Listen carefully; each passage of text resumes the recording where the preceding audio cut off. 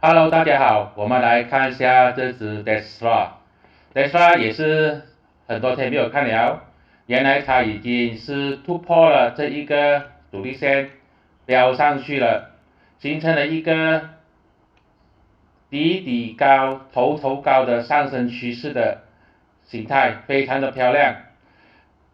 重点是说现在要追吗？我个人认为呢，就等它回调再买上涨吧。它的这个支撑就是这个210块，看看有没有机会回到210块的时候再考虑要不要进场。你可以看到它这个顶部呢，非常靠近它这些过去历史的筹码阻力线，可能过不到。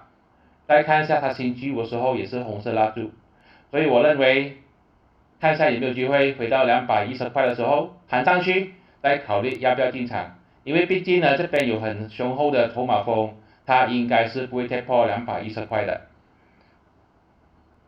这些都是我的个人看法，并没有任何的买卖建议，谢谢大家。